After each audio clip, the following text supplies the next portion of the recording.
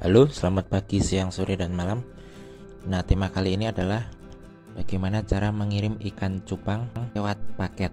Nah, ini menjawab pertanyaan dari seorang teman di Facebook yang penasaran.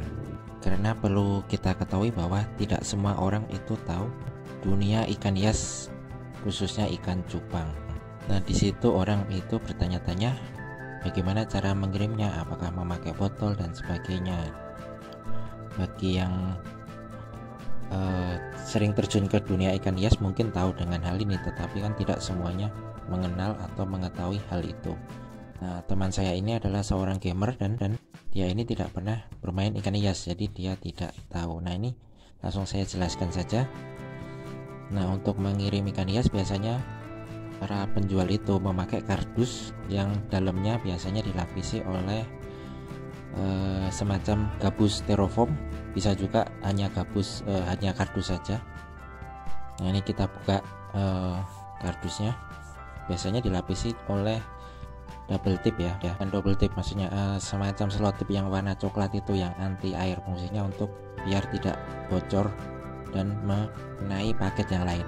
Nah, ini kemudian dilapisi oleh gabus, dan karena ini ikan cupang berarti nanti ikannya itu dibungkus satu plastik satu ikan. Nah, itu bungkusannya itu biasanya didobel ya, dan bungkusannya itu memakai biasanya plastik es yang bahannya itu bisa melar, dan esnya itu yang tipe untuk es lilin, jadi yang plastik yang kecil.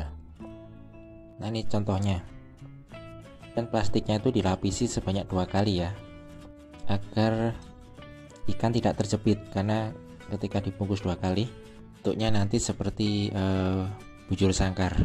Nah, dengan packing seperti ini biasanya nanti bisa bertahan sampai 5 hari. Apalagi ketika memakai styrofoam itu ikan atau suhunya, bukan ikannya, suhunya itu menjadi lebih relatif stabil daripada hanya memakai kardus saja. Biasanya ketika siang dan dikirim oleh kurir pada saat siang, ikan bisa mati kepanasan.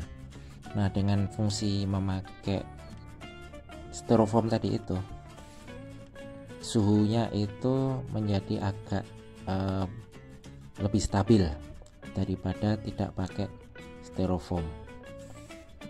Nah, biasanya para penjual itu memberikan 2 opsi.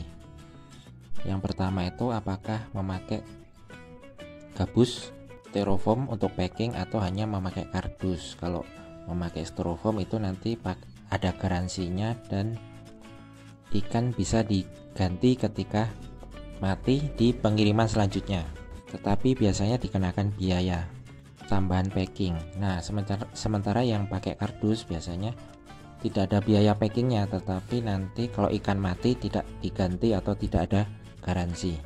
Nah, kalau saya biasanya melihat daerah, misalnya kalau daerahnya itu jauh dari tempat tinggal saya, bisa memakan waktu berhari-hari.